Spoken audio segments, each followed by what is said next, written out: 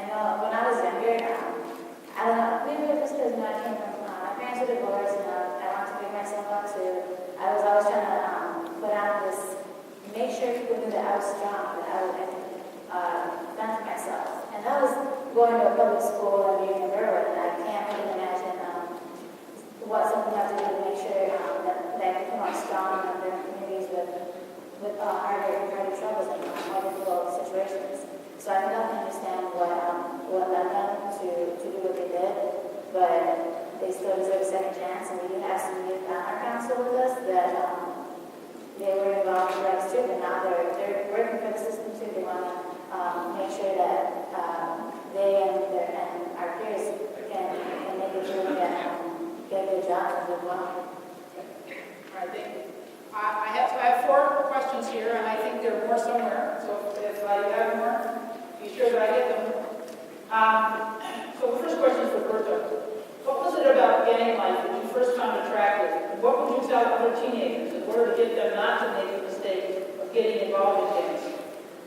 So I've actually analyzed this quite a few times. Retrospectively looking at things, I think I like a few things but not having followed. So obviously the best role model. I think for any man, that your heart can speak to this with the Becoming a Man program. You need kind of a male role model to guide you through your path to manhood, and I didn't have that. Secondly, I think as any Mexican American or minority youth in the city of Chicago, you kind of go through this identity crisis and you want to be somebody, and you don't know who you are yet, but you know that you want an identity. And thirdly, you want some sort of family or sense of belonging, right? And I think that at the age of 13, again, provided me all of that. It provided me with role models, although they weren't the best ones. You know, role models that were the only ones available to teach me how to be a man. And it provided me with an identity. You know, you get a nickname once you're initiated. You become somebody. You become something that you weren't before. And people know you as that. And then they gave me that sense of belonging. My mom, you know, she's a single mother, and she was working day in and day out to provide for us. She would come home like at 9, 10, and without anything to do, it provided me that sense of belonging that I didn't have before. So I think those are the big things. Okay, thanks, Bert. All right, Marianne, I'm going to ask you these. There are questions about schools. What would you suggest could happen in the schools to provide the kind of opportunities you had for more young people? The second question is kind of related. Do you think that all students in Chicago should have the opportunity to get civically involved through school or after school? So what about school involvement and the importance of in school as opposed to after school activities? Okay, I can answer that because I'm involved in various activities at my school. One of them also, I'm the co-president of freshman mentor, so I also mentor freshmen. But yeah, it is important for our school opportunities because right about now, I know that all the after-school matters, not after-school matters, but the after-school programs they have vanished, and Chicago public schools, elementary schools do not have those. And I can speak personally, when I just recently went back and visited my elementary school teachers, they're taking programs just by themselves. They're staying there till 5:30 and just doing like programs they just made do like just their lesson plans, and I feel like it's very important because a lot of, like we said, a lot of the kids don't have role models. They don't have the stability. They don't have the guidance, and they're lacking the motivation because they can't be president and not want to show up to the press conference. Beats the purpose. And like I tell a lot of people at school, like the people that's in prison do not represent criminals. They don't represent the people that got caught. So there's still many criminals just out there. And like you said, like we have a lot of role models and influence, and just schooling. School is one of my passions. I love to learn. I'm a nerd, and it's just very essential. It's a key aspect because if you think about it, school it determines your future, and the programs, being in those programs, opportunities get the I'm so tongue-tied. I'm so passionate, and you get the opportunity to meet people, become friends, because I noticed that a lot of children and teens, just because the person shares the same color as you, they don't share the same values, and I think we need to reinforce that. So you can meet someone from a different ethnic background and have the same goals in mind and want to achieve the same things. And I think diverse training, I guess you could say, is one of the key aspects we often kids also need. And just, yeah, All right, just all right, I got one for Gerard. So the question begins by thanking all of you for telling your stories. I'm curious to know the impact your success has had on your family. Do you see any changes in your siblings, parents, extended family, in terms of education, college, etc.? That question, yeah, I can definitely answer that one. So as far as my family is concerned, I do see a lot of change. Emotionally, we've grown a lot stronger as a family.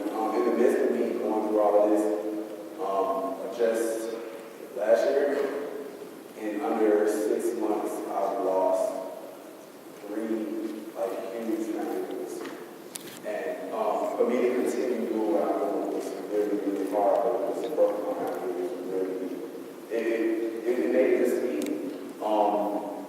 My mom, growing up, my mom was a single mom, and me and my 2 younger brothers,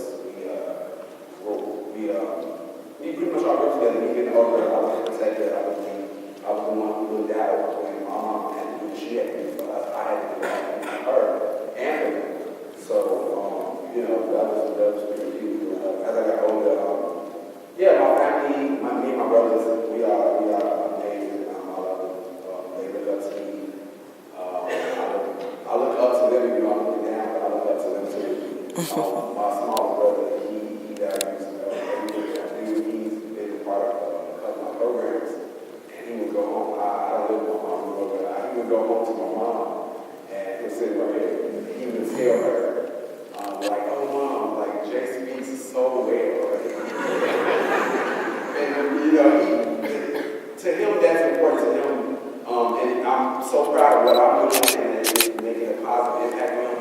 Because my brother, he's in 6th grade now, and he's already promised the God to serve his life, on the stage. That's 8th grade. He's never I don't think he's went beyond the big age. He only held A's in school, and he's not a bad kid. He just looks up to everything I do because I'm not a bad person. And he values the things that I do, the job that I do, the time that I spend doing it. If I can't involve in any of the things that I do. And he looks up. My younger brother, he's 19 now. Well, he just turned 20 yesterday. He's at that age where he's making a way for himself. But the relationship that he had to build that allows him to come and ask me for advice or ask me for things, what experience I've been through that's similar to things that he knew, even though we're growing to new facts. As a brother, that's what you do. You protect. And if I can protect him in any of my family, any way that I can, even by words, it's a lot. So, we've grown a lot tighter as a family. They love what I do. They support me in every way, shape, or form possible. All right? Karina, how can other organizations that work with justice-involved youth help with Expungio? Okay, specifically with Expungio? Yeah. Okay, well, definitely getting the word out to because there is this great tool that we have out there, but I know at the beginning we had trouble getting it to the people who needed it. That's why we're working on the ad campaign right now. So I'm sure organizations can help out with that too. It's definitely getting the word out. It's expanding the record is so important. A lot of you don't know that it's possible, or it's also a bureaucratic, really difficult process sometimes. So they'll have to get through it. So just explain that there's something out there that can help you through this, and that it is possible. I know in 2012 there were 25,000 arrests,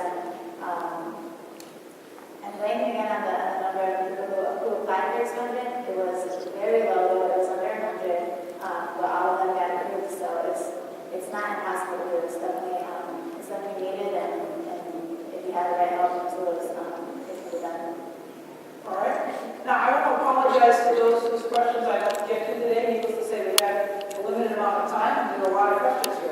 I think I'm going to ask one for you, Bert. I'll come back to you. So the question begins with kudos to each of you. Beyond one-on-one mentors, role models, what systemic changes do you think would provide your neighborhoods with positive opportunities for you? And how important do you think affordable housing is, decent housing?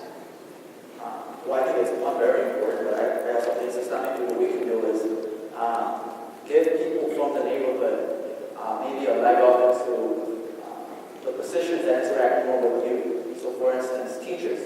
If I had in my high school or all throughout school, more teachers that had gone through the same kind of struggles that I had gone through, I would maybe naturally be more prone to look up to them.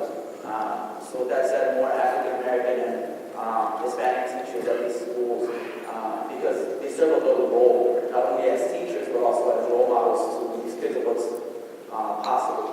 And also police officers.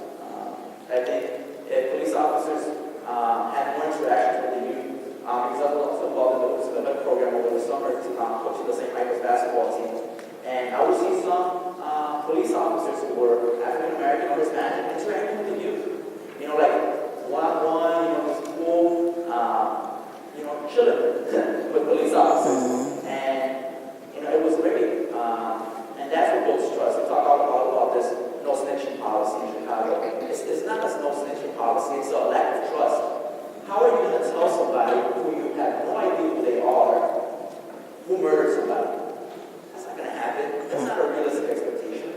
However, if over the course of the years, police officers build that trust with the youth in the city of Chicago, then naturally you will be more inclined, to let police officers know of the wrongdoing, and that builds communities and that builds neighborhoods. Thank you, Bert. Here now.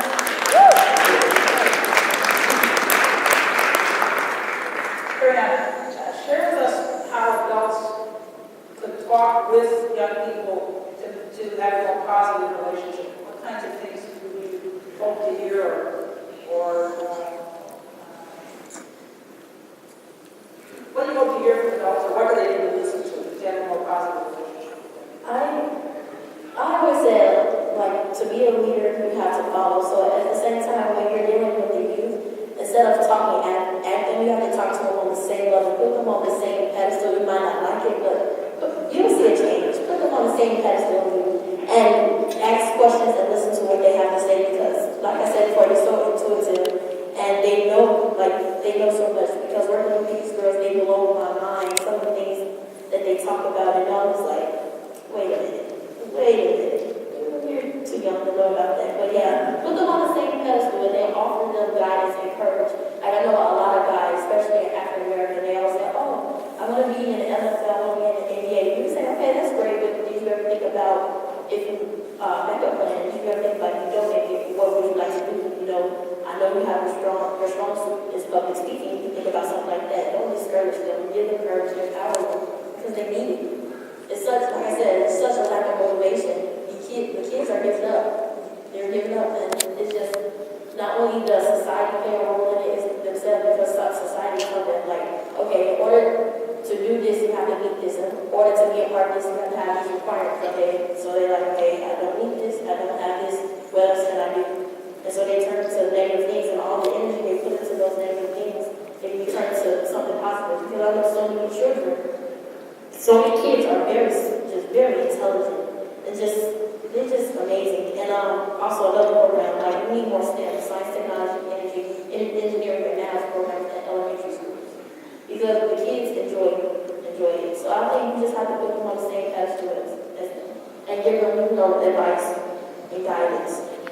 So just build upon that, just talk to them, not at them. Right. Don't patronize them.